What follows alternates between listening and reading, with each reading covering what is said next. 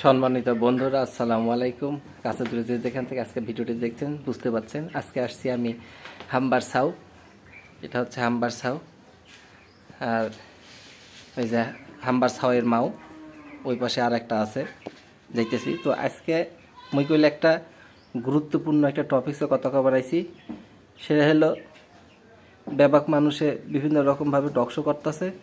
মই কইলে হইলে কমো না, মই হাম্বার সাউয়ের কাছে আইছি। হাম্বার সাউ রাগ করে রইছে, হাম্বার সাউ কথা কবা চাইতেছে না। আর এই যে হলো, এটা হলো হাম্বার বইনে বড় বোন। হাম্বার বোন শুয়েছিল, আমাকে আসা দেখে ভয়ে এক লাফে উপরে উঠে গেল। তো মুই তরে চারটা কথা জিগামু, কথা কবি না। এই কথা কবাতে দিতেছে না আমার লগে, কথা কইবি না আমার সাথে? হ্যাঁ, কথা কবি না, এই কথা কবার চায় না। এখনো তোরা কিন্তু ব্যাপক মানুষের দেখতেছে। চারটা তোর কোনো কথা কবার থাকলে তুই কথা ক, এই কোনো কথা কবার চায় না। সেটা এত কিছু জিজ্ঞাসা করতেছে, এই কোনো কথা কবারই চায় না। শোন, মানুষের কিন্তু একটা বিষয় জানানোর আছে, সেটা হলো গিয়া তগরে মাংসের দাম এত বেশি কিনলে গরিব মানুষ তগরে খাবার পায় না কে? তুই কি কবি, কিছু কবি? কিছু কবি তুই? হুম, এই কোনো কথা কবার চায় না। তার মন মেজাজ ভালো নাই, সে মনে মনে চিন্তা করতেছে কি কমু, কি কমু। মানুষের মনে গাইলেইবে। এই যে বড় বড় চোখ করে তাকাই রয়েছে আমার দিকে, বড় বড় চোখ করে তাকাই দিছে। তো ওই যে হাম্বার সাউয়ের মায়ের কাছে আইলাম। তো বিষয় হলো, মোর কইলে কয়টা কথা আছে, সেটা হলো খুব গুরুত্বপূর্ণ বিষয়। আপনার গরুর এই মাংসের দাম এত কথা কইবেন না কে? এরে আল্লাহ রে, এরে আল্লাহ রে, এই তো মোরে ভয় দেখাইতেছে, এই তো মোরে ডর দেখাই লাইছে। আমি মোর কোনো কথাই শুনবার চাই না। তো হের লগে দেখি একটু কথা কম যায় কিনা। টকশো করবার আইছি কিন্তু টকশো করবার পারতেছি না। পিছন পাইলে আবার যদি লাত্তি মারে তাহলে একটা বিপদ। এককালে মাজা মজা একটা ভেঙে লাই দিবে, ভেঙে লাই দিব একবারে মাজা টাজা। তো একটু যদি ওইদিকে পিছনটা হরাইতে খুব ভালো হইতো। হ্যাঁ, আপনার লাগে দুই চারটা কথা কইতাম। আন আন এদিকে আন। এই পা তুলছিল।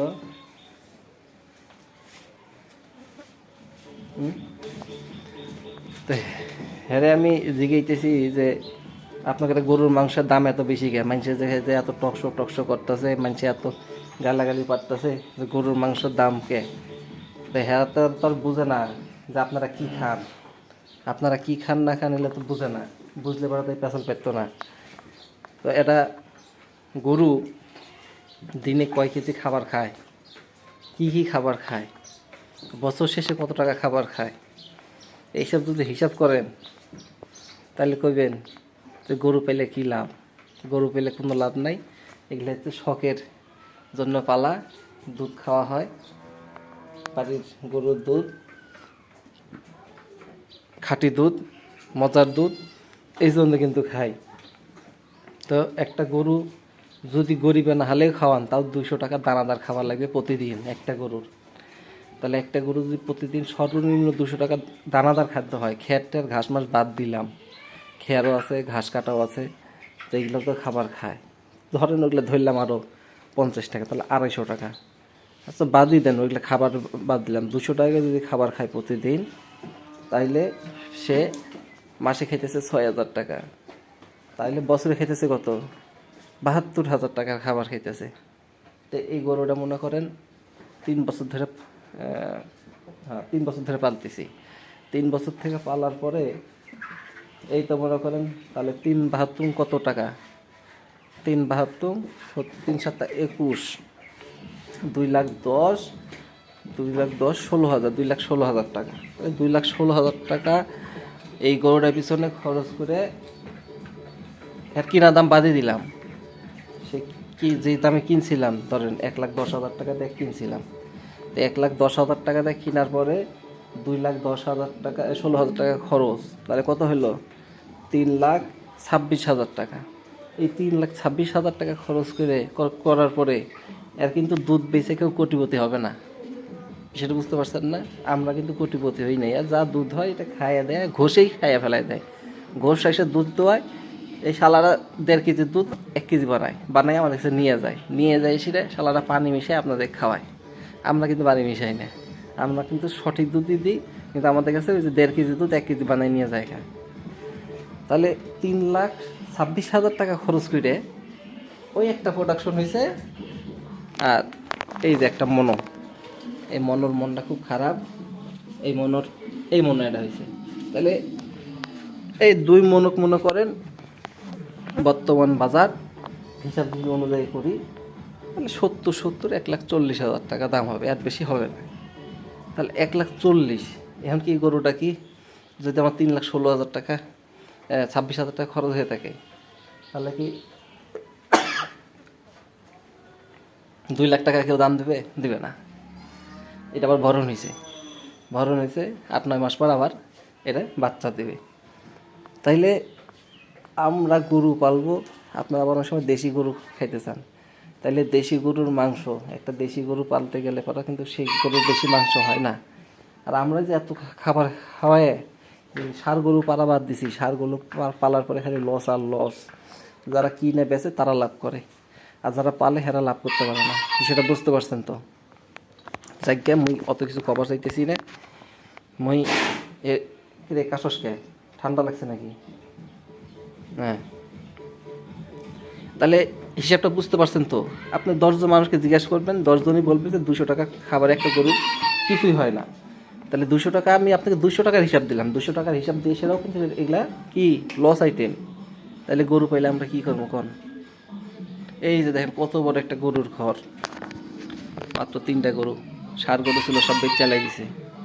কারণ ষাঁড় গরু পাইলে কোনো লাভ নাই, আমাদের লাভ নাই, আমার এরা লাভ করতে পারে। আর আমাদের মায়া দয়া বেশি, তো খালি আমার বাপে খালি খাবার খাওয়ায় আর খাবার খাওয়ায়, খাবার খাওয়ানোর পরে ভালো ভালো খাবার খাওয়ানোর পরে আর দাম পায় না, এগুলো তো লস হবেই। তো অবশেষে লাস্ট বুদ্ধি হইতেছে যে আমার বাপের যে এইগুলা গরু পাললে অন্তত পক্ষে যে বাচ্চা হবে দুধটা অন্তত পক্ষে খাইতে পারবে।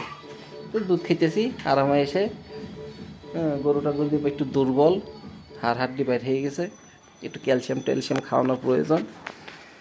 তবে আল্লাহর রহমতে উনি কিন্তু একটা সুন্দর লাস্ট বাচ্চাটা দিয়েছে, মাশাআল্লাহ অনেক সুন্দর। এই দুইটা যদি ভরে তাইলে দুধের আর অভাব হবে না, তখন সুন্দর আরামে এসে আমরা খাইতে পারবো। এই দেখি তোর লাগে একটা সেলফি তুলি। এই যে মনো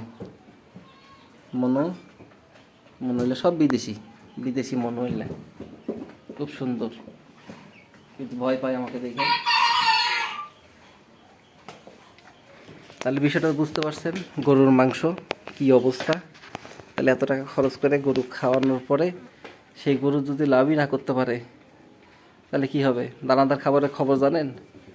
1 কেজি ভুসির দাম কত? 1 কেজি গুঁড়ার দাম কত? লবণের দাম কত? আরও অনেক কিছু আছে, ভ্যান আছে, 4-5 প্রকারের খাবার খাওয়ানো হয় একটা গরুকে। আপনার সিম্পল একটা হিসাব দিলাম, 200 টাকার হিসাব।